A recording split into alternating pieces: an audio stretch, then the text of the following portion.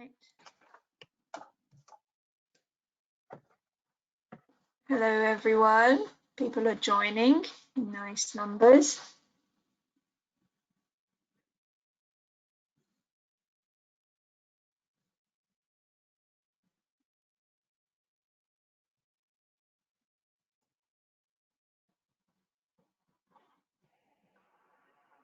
Thank you all for joining again. We'll just wait another 30 seconds just to make sure that everyone manages to join the session.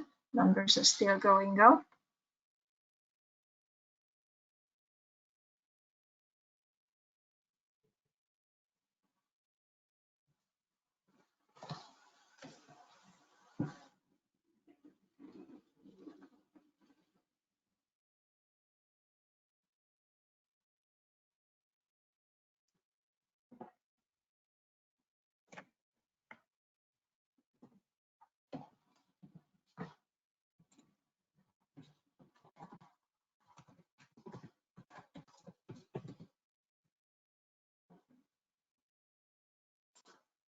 Welcome, everyone.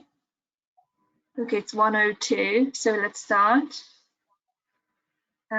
Welcome once again to those who joined at our free webinar titled Getting Ready for the New CQC Single Assessment Framework, Understanding the Importance of Audit. It's a very big topic at the moment, so we planned the webinar to be around 40-45 minutes just to make sure that we have plenty of time at the end for your questions. So we have received questions in advance, but if you have any questions, please pop it in the chat and we will be answering it at the end.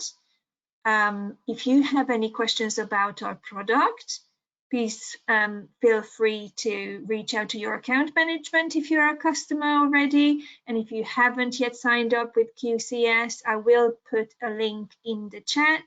So just click on that one and fire away, and our lovely sales team is going to be in touch in no time. So with that, let me introduce our lovely host, Lindsay Rees, our head of social care at QCS, who's got close to 20 years experience in frontline, filling in many roles and being a real expert of the day-to-day life of care providers like you. So with that, I'll give over to Lindsay.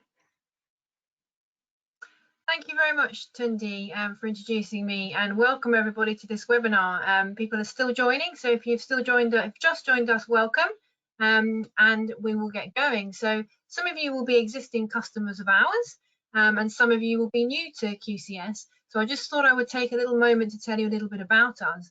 So QCS is the leading digital provider of compliance management policies and procedures that are always up to date and enabling over 5,000 care organisations to deliver and evidence the highest quality care. And the way that we do this is by having policies, procedures, toolkits and other resources provided by a team of care specialists. So we've got the most up-to-date and expert knowledge, and probably the most important thing is that it's available 24 hours. So it's available all the time whenever you may need support and advice, and you can do that through the mobile app. So those of you that are our customers that aren't using the mobile app, please inquire about how to get that working, because that would be really helpful to you. So now you know a little bit more about us, let's move on to what we're going to talk about today. So today we are discussing understanding the new single assessment framework, how auditing can show how people experience care in your service, and how auditing can demonstrate continuous improvement at your service. So why is this important? Why is this topic important? Tundi mentioned it is an important thing at the moment. It's something that people are talking about. And we asked you recently, we surveyed over 3,000 care providers, giving us statistics on running, managing and improving audits, along with the thoughts that were shared around the new single assessment framework. We'll shortly be publishing this audit, so you'll be able to look out for that on our website and learn more about what the problems are out there. One of the things that people told us 54% of people, in fact, told us that social care providers are very or extremely concerned about sharing their audit outcomes and action plans digitally with CQC under the new single assessment framework. So we've taken this worry and concern and included information in this webinar that will help you in this area. So let's understand why we're worried about this. What are the changes with the new single assessment framework that we can expect? So first of all, let's cover what's staying the same. So we don't need to worry about this. So the things that are staying the same are the 5 key questions. So these are your safe, effective, caring, responsive, and well-led, the key questions about your service. The other thing that's staying the same are the ratings. The ratings of inadequate, requires improvement, good, and hopefully outstanding are also staying the same. So there's no change there. What is changing? So the biggest change is the clue is in the title. So the old system was a number of frameworks, and this is what we're currently working to now. There is a different framework for adult social care, GPs, NHS trusts, dentists, primary care, online services and urgent care. Under the new system, there is one single assessment framework for all providers, and this will include local authorities and integrated care systems. So this is a good thing. This is simplicity. This is a complicated system moving to hopefully a more streamlined and simple system. So what's changing? So these are the things that we do need to think about. So at the moment, under the current framework that we're working to, there are key lines of inquiries, which I'm sure you have all heard of. And there are 335 key lines of inquiry under the current system. What you can see here at the moment is an example of just 3 of them from SAFE. So for example, S1.2 is how do systems, processes, and practices protect people from abuse, neglect, harassment, and breaches of their dignity and respect? How are these monitored and improved? So currently, under the current inspection framework, when CQC do an inspection, they will use these questions when they visit your service to ask you how you do this. What are your systems? What are your processes? How do you keep people safe? And they will use these questions to gather evidence in order to determine your ratings. So moving forward, the key lines of inquiry are all going, all 335 of them. And we're moving towards the quality statements, and there will be 34 quality statements. These are known as the WE statements, and I'll talk a little bit more about that in a moment. So let's just look at effective, the key question effective and well-led to start with. So under effective, there will be 6 quality statements: assessing needs, delivering evidence-based care and treatment, how staff, teams and services work together, supporting people to live healthier lives, monitoring and improving outcomes, and consent to care and treatment. Under well-led, there will be 8 quality statements: shared direction and culture, capable, compassionate and inclusive leaders, freedom to speak up, workforce equality, diversion and inclusion, governance, management and sustainability, learning, improvement and innovation, partnerships and communities, and environmental sustainability. Now, I've highlighted environmental sustainability, not because it's particularly important than any of the others. It's not. It's one of the quality statements. The reason I've highlighted it is that it's new. So it's a slightly new concept, or a completely new concept for us. And you can see underneath it the we statement. So when CQC are inspecting the service and looking for evidence under this particular quality statement, they will be looking for the provider to demonstrate with evidence that we understand any negative impact of our activities on the environment, and we strive to make a positive contribution in reducing it and support people to do the same. So underneath each of these bullet points here, for those quality statements, there is a we statement that gives you more detail around the expectation of the regulator on what evidence that they will be looking for. So if we move on to the other key questions, you can see caring, responsive and safe. Under caring, there are 5 quality statements. Under responsive, there are 7 quality statements. And under safe, there are 8 quality statements.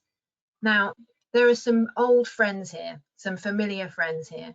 Medicine's optimization, safe environments, safeguarding, learning culture, person-centered care, kindness, compassion, dignity. These are all things that we are very familiar with, and they're all things that are present in the current framework under the key lines of inquiry. There's nothing new here.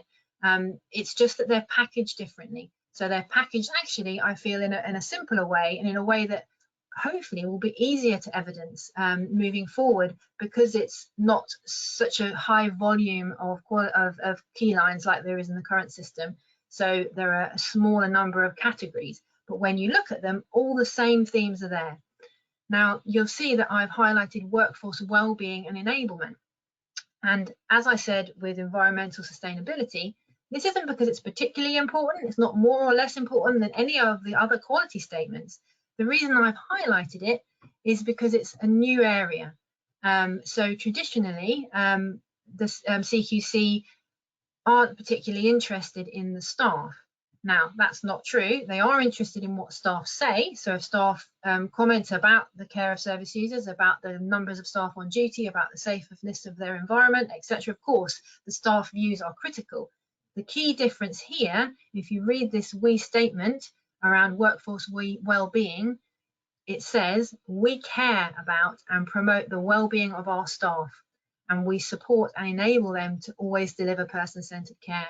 So the service user, the people that you care for, they are still at the center of this, as they are with all of these quality statements, but there's this added element that providers will be expected to demonstrate with evidence how they care about the well-being of their staff. And I personally feel this is a real positive, and it's an opportunity for providers to really demonstrate how they look after their staff, an important area. So all of these quality statements, all of this new information, the we statements, how do you learn about it? If you want to know more, how do you help people in your services learn about it? Well, it's on the CQC website, freely available for people to look at if you go to their website. But it can be a little bit difficult to navigate. There's a lot of information there on different pages. So at QCS, we've provided a suite of posters, one for each of the key questions: safe, effective, well-led, caring, and responsive. And you can download these now for free on our website if you're not a customer of ours, and if you are, they're available in the resource centre. And these nicely present all of those quality statements in a way that's quick and easy to understand. So we're talking about evidence. We know now that we need to provide this evidence, but what is that going to look like? What sort of evidence categories and types of evidence under the new framework are we going to be looking for? Well, in the survey that I mentioned earlier, you told us that 40% of people told us that they run monthly audits. And audits is absolutely a way of gathering evidence about your service and how it runs. Under the new framework, there's actually some very prescriptive evidence categories, and these are new. So 6 new evidence categories. I'm going to talk about each of them in more detail shortly, but just in summary, they are people's experience of health and care services, feedback from staff and leaders, feedback from partners, outcomes, processes, and observations. Before I go on to talk about those in a little bit more detail, the other new element to the new framework is a scoring system. So this is new for CQC. So previously or currently, you will know, I am sure, that you've read an inspection report. It's a narrative, it's a story, it's bullet points and words, and there's no scoring system that you're able to understand around that. It's a story that they tell. Moving forward, under the new framework, there'll be a 1 to 4 assessment scale. So you can see on this example, if the key question of safe is being inspected, they would look at the quality statements that I've just been talking about, learning culture, safeguarding, etc. And under each of those quality statements, they will explore the evidence and they will make a judgment on that evidence on a scale of 1 to 4. That will then add up to a percentage, and those percentages will convert into your rating of good, outstanding, etc. So that is new and potentially helpful. It will be interesting to see how it works out in practice. So looking at these in a little bit more detail, so people's experience of health and services, this is exactly that. It's how people experience care. So you can evidence that from people's experience using perhaps surveys, responses to concerns, and the improvements that you've made around those responses to concerns. CQC will collect this information by talking to people, relatives, service users, and people using the service. Feedback from staff and leaders, the second new evidence category. This will be, again, potentially with the use of surveys, focus groups, your own self-assessments like your PIR. So we believe that will be continuing, the PIR, and compliments and concerns shared with CQC. So they will use their monitoring of what has been shared with them, because that's feedback. Everything that is said about a service by the staff and the leaders in the service is feedback. So they will use that feedback to gather evidence. Feedback from partners. So when people visit your service, when people go out to see people in the areas where you provide care, commissioners, multi-body agencies, other providers, visiting health professionals like physiotherapists, occupational therapists, dietitians, district nurses, anybody who's using the service who are partners will give feedback. So when somebody comes into your service and as they're leaving your service, they say, oh, I've had a wonderful visit. All the information was available for me. Thank you so much for preparing it. Your team were welcoming and your team were friendly and your environment was so clean and tidy. That's feedback from partners. And we need to think about getting into the habit of writing that down so that we can gather that evidence. Observations of care. So these are often collected in a form of audit. So think about observation of meal times, observation of activities, spot checks of care, when you go out and visit somebody who is receiving a care package and you assess how that care is being delivered. And from the CQC perspective, they will continue to use experts by experience, and they will, when they do site visits, hold that thought, because that's something I'll talk about more in a minute. And obviously off-site interviews, so collecting evidence of how people have observed care. CQC will reach out and talk to people that they know have visited services like GPs, other professionals, and ask them how they have observed care going on. And then processes. So all of these are processes that occur in a care business. Policies and procedures, care plans, care plan reviews, how people are involved in those care plans, risk assessments, accidents and incidents, notifications associated with those accidents and incidents. So there's a process there when an event occurs, and a number of things have to happen before that event can be closed down. Same with complaints and safeguarding. There's a process there that has to be followed. Training, recruitment, induction, and supervision of staff, and completed audits and action plans. All of these processes in place within a service are all what adds up to how you demonstrate Regulation 17, good governance. I would challenge anybody to read any CQC inspection that doesn't reference Regulation 17, good governance. It's probably one of the most important ones that threads through all of the key questions in some way or other. So outcomes. So this is about telling the story, using data and using audit and using your outcomes to tell a story. And in telling that story, you're going to demonstrate improvements in health and well-being, hopefully. When you weigh people, are people's weights going up and down, numbers of falls, where falls are occurring, when falls are occurring, avoidable pressure ulcers, numbers of hospital admissions.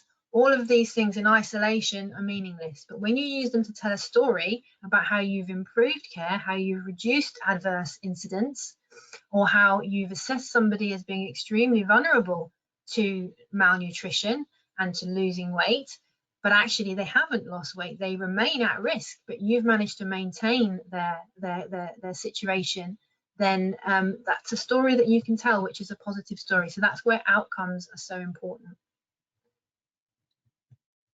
So what else is changing? So there is a big change here, and you heard me allude to it earlier about the site visit. So under the new single assessment framework, ratings can be changed without a site visit and without looking at all of the quality statements. And the date of inspections are no longer linked to the ratings. So at the moment, you might have a requires improvement rating at your service, but actually your service has improved dramatically, but it's been a long time since you've had an inspection. You're waiting for that inspection, you're hoping that they're going to come, and you can't have your rating changed until such time as they come out and do that inspection. Under the new framework, you will be able to interact with CQC virtually via the portal and submit your evidence, and if CQC are happy with the evidence that you provide under those 6 evidence categories that I've just been discussing, then your rating can be improved. Your rating can be changed to good without a site visit. So this is a real positive for all of those services out there that have made those improvements and haven't yet had the opportunity to demonstrate how they have made significant improvements to their service.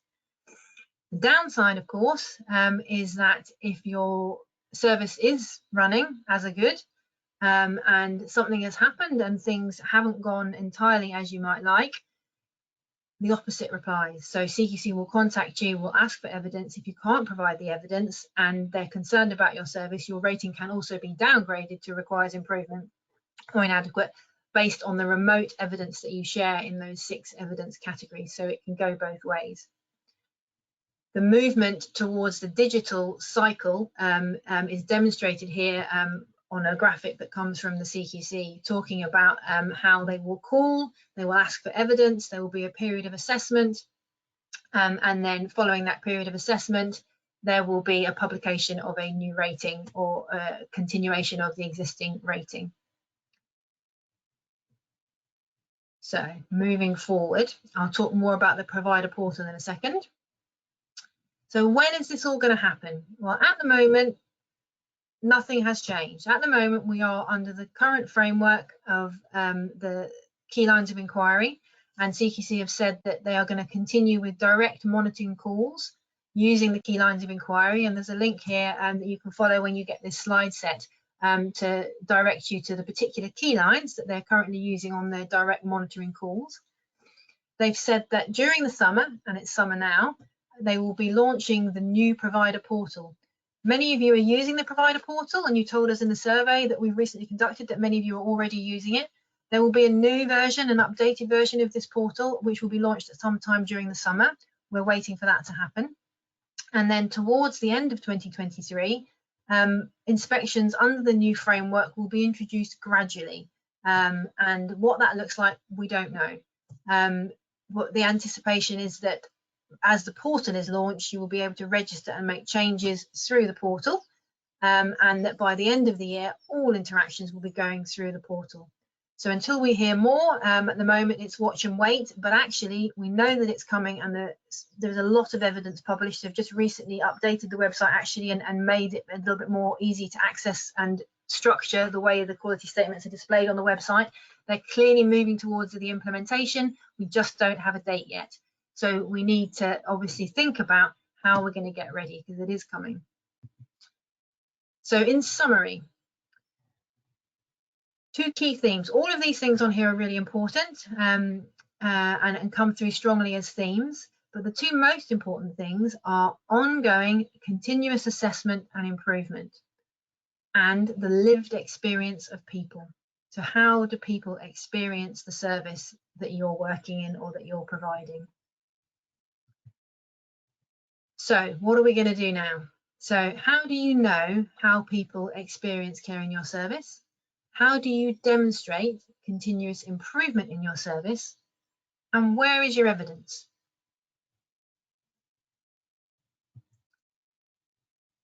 So people's experience, just taking you back, recapping on those first 3 evidence categories. People's experience, feedback from staff and leaders, and feedback from professionals. So one simple way to do this is with surveys. Relatives and visitor surveys, people you care for surveys, staff surveys, and visiting professional surveys. If you can get into the habit of routinely doing these, sending them out routinely, but actually better than that, capturing people in the moment, like I mentioned earlier. So when the GP visits or a commissioner visits or somebody experiences your service and they give you good feedback, write it down, capture it, and bank that in your evidence category for feedback from professionals. So when you're asked for it, you can say, here it is. And then, of course, the flip side is obviously true. When people are critical of your service, when they don't have a good visit, when they have a poor experience, capture it, write it down, then demonstrate what you've done to improve to reduce the risk of that negative experience happening again, and then bank it. Keep it in your evidence category, so that when you are called and asked for evidence, you can go back in time and say, I am confident about how people experience my service. Here's the evidence.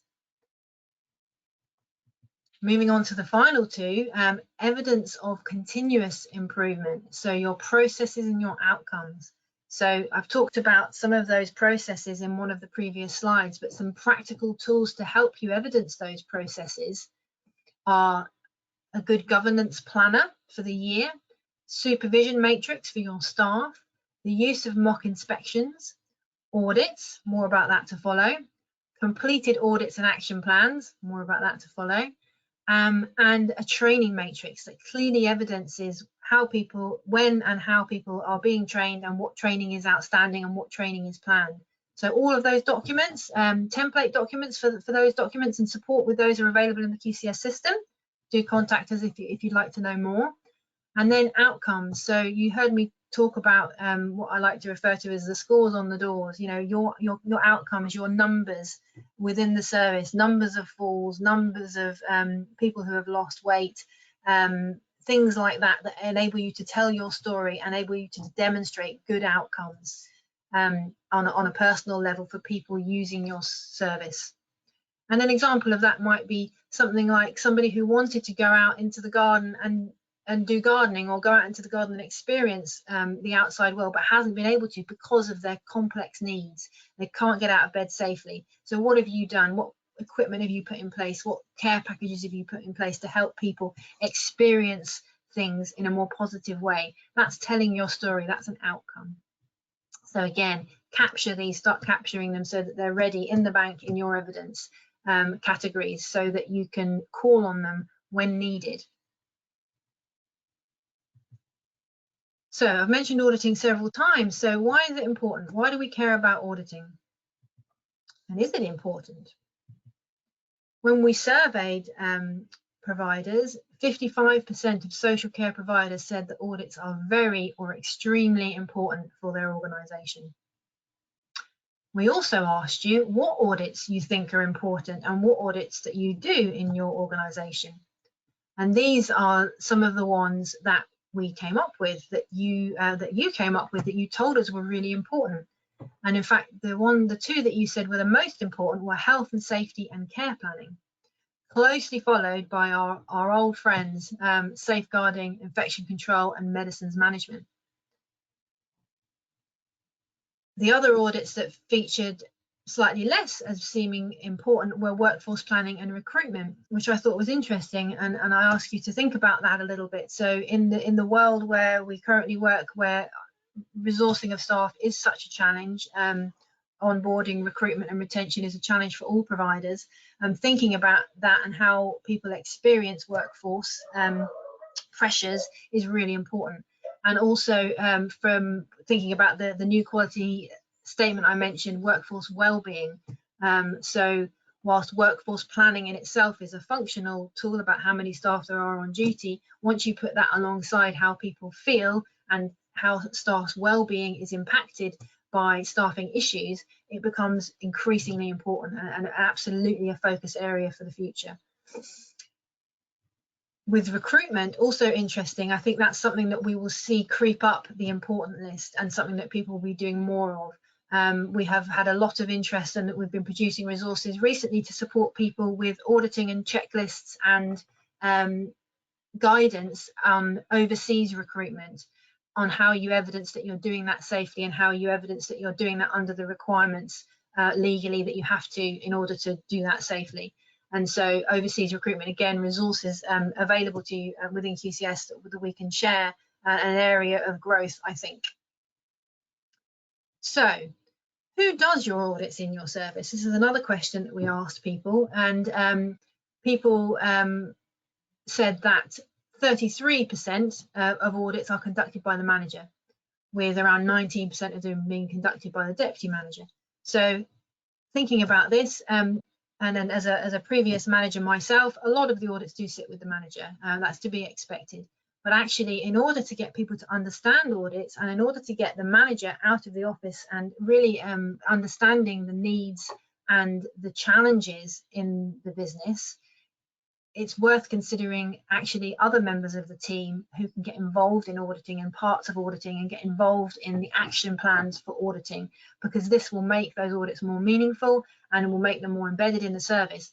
And also you will get more input and more detail from the people that are using the service, rather than as the manager sat in the office conducting an audit. Those audits need to be out there in your hand, live in the service, so that you can really get a feel for what's happening in the service. So one to think about for the future. I want to talk a little bit more about the so what question now. So we've talked about about evidence, the evidence that you need, and the evidence that you collect, but how does it help you in practice, in reality? So I think about this in two streams of work. So I think about this in terms of responding to concerns and then continuous quality improvement. So in responding to concerns, think about this example. So CQC have received a complaint about the service, and it's anonymous. We all know about those anonymous concerns. And the anonymous concern says, people fall all the time and are left alone for long periods. CQC will then ring you up and tell you about this concern and ask you to share your evidence. So hopefully you'll be able to say, this may be anonymous, but I have an idea of where it may have come from, because I've recently had a significant injury from a fall and the family were very unhappy about it and they complained. We raised it to safeguarding. I can share with you all of the reports and all the investigations about that, so that you can see that we've dealt with it in an open and transparent way.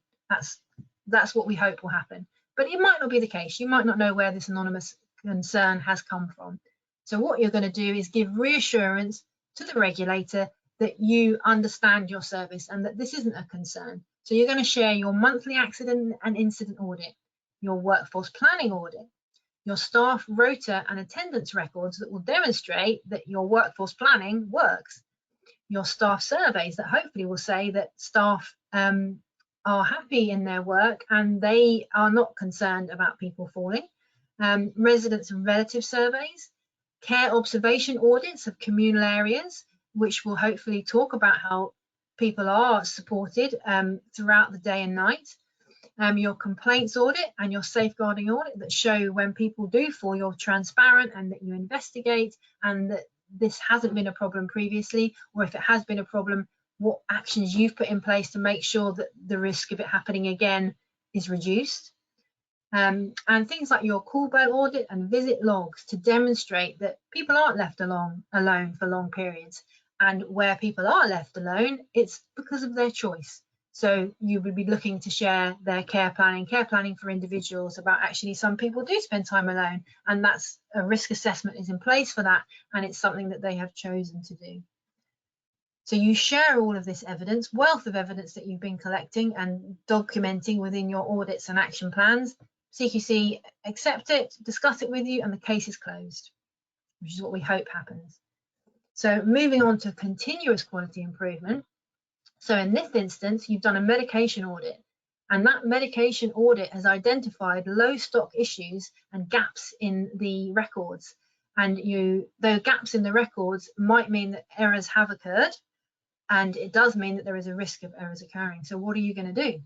So you're going to investigate the gaps in the records, and you're going to report any errors, taking further action as needed. And of course, that might mean reporting, quite likely to safeguarding or CQC.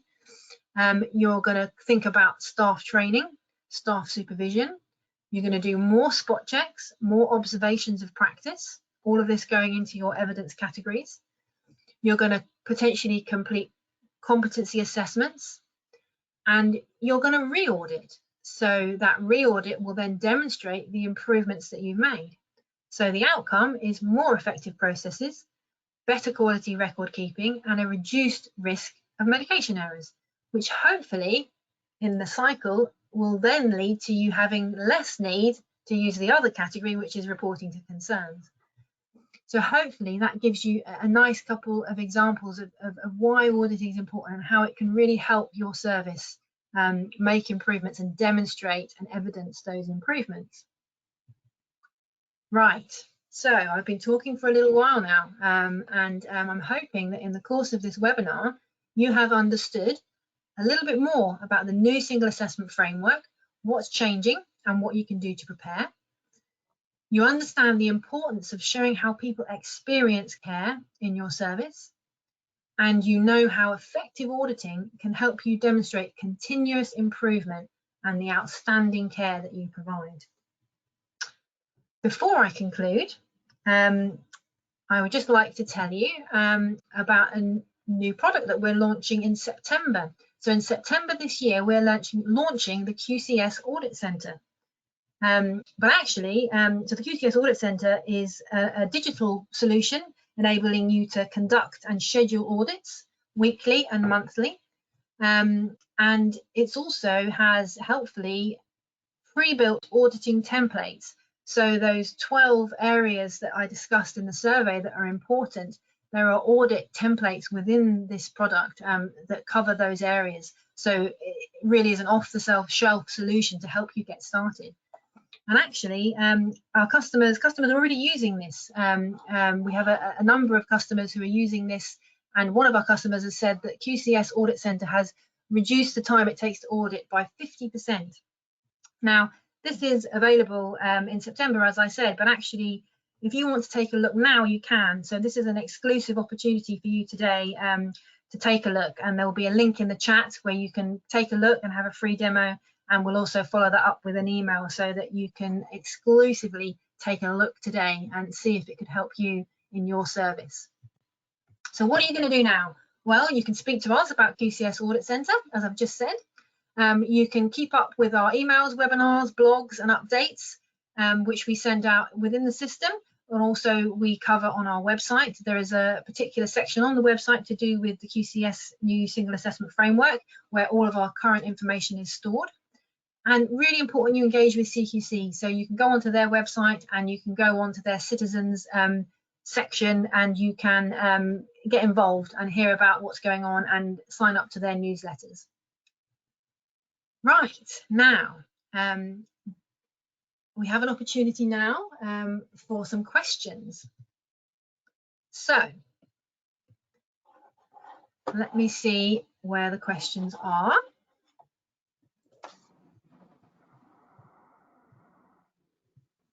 And we had many questions come in on the, oh, there we go, I can see them there. Hello, Tindy, you're back again. Are you going to help me with the questions? Yes, so as I mentioned previously, there was a high number of questions that we received prior the webinar. So I'm just going to ask a few, and Lindsay, if you wouldn't mind answering them. And there was also quite a few coming in while you were presenting, so we can answer hopefully a few of those as well. So here's the first one. How do you implement audits that reflect real-time issues instead of audits that highlight historical errors or issues? Okay, thank you, great question. So the easiest way to do this is with observational audits. And one of my favorite audits that I use to do that is the mealtime audit, when you actually sit and observe a mealtime service and understand everything that's happening. And when you do an observation like that, you then have the opportunity immediately afterwards to take action and to put in an action plan to improve things as in the moment, if needed, but also make a plan for bigger picture changes that you might not be able to solve in the moment. So observations is probably one of the best ways to do that in a live fashion. Thank you. The next question, one of the next questions, is how often auditing takes place? Well, there's $1 million question. So in the course of a day, you might be auditing daily. There might be things that require a daily check, like infection control elements, or spot checking of medication charts, gaps on MAR, signature gap checks. They might take place a number of times a day. right through to the much bigger, larger type of audit, which might be a health and safety audit that you might do every 6 months, but only every 6 months because it's so big, and you might have an external person actually come in to do that for you.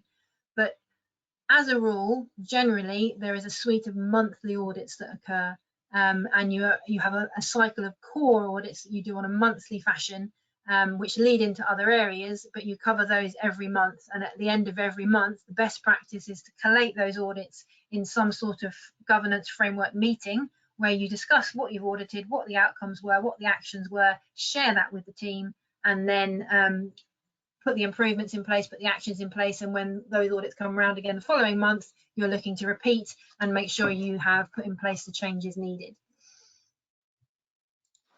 Thank you, Lindsay. Here is another one for you. What significant changes will there be for domiciliary care providers? Thank you. And I'm aware that on our call today, there will be a mixture of providers. There may be a number of people from domiciliary care, residential care, supported living and or other services. So the key thing is that it's a single assessment framework. So it's exactly the same for domiciliary care as it is for social care. And actually, from a domiciliary care point of view, because the site visit wasn't so important for domiciliary care, because it tended in the old system, in a domiciliary care audit, the CQC will come to the site, but the offices, and look at the records, and they might look at records of spot checks. Actually, under the new single assessment framework, domiciliary care agencies are more used to operating in that way. So in a way, it's easier. Whereas for social care, for nursing homes, the opposite is true. The social care providers are used to people coming in and observing care. So the change is greater when it comes to doing that and remotely monitoring it. So in answer to the question, it's no different, but in a way, domiciliary care providers, it might be slightly easier for them. Thank you. One of the people listening to you is asking, how would you evidence outcomes and improvements? Will records of appointments be sufficient, or is there a particular record for these? Records of appointments. So I'm guessing, difficult to answer without knowing what sort of service that comes from, but I'm guessing, yes, records of appointments, records of people, what happens in those appointments, and keeping those would absolutely be evidence that they've happened, and hopefully you'd be able to provide more detail of what occurs in those appointments. Thank you. There is lots of questions around the timeline, which is the $1 million question, isn't it? One listener is asking, does it mean that anybody being inspected in August, September will most likely be on the new framework? Really hard to say, and my advice would be that to assume that that might be the case. But as I've explained in the presentation, actually, the core content, so the key questions and the core content and those themes are old friends that I've talked about: safeguarding, medicines management, all of the things, person-centered care, all of the things that you're used to seeing. That's all there. So it's just about how the evidence is being collected. So I think my advice would be that assume you will be inspected under the old framework because you don't know any different, but think about how you can demonstrate, if you are inspected, you know about the new single assessment framework. It will not do you any harm whatsoever to demonstrate your evidence under the new framework, because that demonstrates what a proactive and responsive provider you are. And you certainly won't provide the wrong information because it maps and mirrors what is already in the existing framework. It's just presented in a different way. Thank you. Well, here is one. Probably it's overlapping a little bit with the QCS Audit Centre news. So will QCS be providing tools to support with audit and compliance to help with regulatory compliance and quality improvements? Absolutely. So you mentioned that you have an exclusive sneak preview. So we're launching in September but actually it is available now, and we are providing it to a limited number of customers in the run up to September, and you now have access to that if you want to click on the link to request a free trial. And so that is a digital solution, as I mentioned, which enables you to conduct and schedule those monthly or weekly audits and put them on a timeline so that you know that you're going to not forget to do them. And when you do that audit, it captures your actions, your action plan, and then enables you to update that action plan as you complete those actions so that you can digitally demonstrate continuous improvement. So yes, we are absolutely offering a solution. Thank you. There is one question. Lindsay, your meeting reminders popped up. There is one question that I would like to answer. There is a few of you who asked whether we are going to be sharing the slides and the recording for this session. Yes, absolutely. We are going to use the recording, and within the next couple of days, we are going to share both the slides and the recording with you, and more information on the QCS Audit Center. So please keep an eye on your emails. If there are any more questions, please feel free to pop it in the question box, in the chat box. There is one again regarding the QCS Audit Center. Will the new QCS audit tool be available for those of us who are already signed up to QCS? It's a little bit of a product question. Are you happy to answer that? Yes, yeah, absolutely. So actually within, if you're currently signed up to QCS, if you look along the left-hand side, there will be an area there which is grayed out, which is Audit Center. And you can click on that button now and request to look at the new product. And you can do that in the link now from this webinar, but if you're an existing customer, you can also do it from within the product. Just click on that button and you'll get an opportunity to have a free demo and look around the new Audit Center. Thank you, Lindsay. Well, I think there is many different versions of the same question, but I think you answered all of them now. So once again, I have popped a link into the chat for those who would like to find out more about the QCS Audit Center. If you are a customer, just pick up the phone and call your account manager. And if you're not yet a customer, then just click that link and you will get a free demonstration with no obligations whatsoever. If you're worried that we are going to charge you, we will not. We will just show you around the system and see if it fits you or not. Okay. So are we ready to conclude then, Tundi? Yes. So thank you all again. There was only 450 of you who joined us. If you have any questions, feel free to email us at any time. We will be coming up with more information about the single assessment framework as more information is becoming available. Please come check out our full system and also check out our audit product.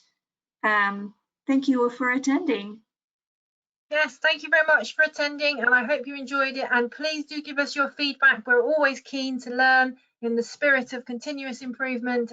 Please tell us what you thought, and we're happy to take on your feedback. Thank you for your time. Thank you all. Bye. Bye.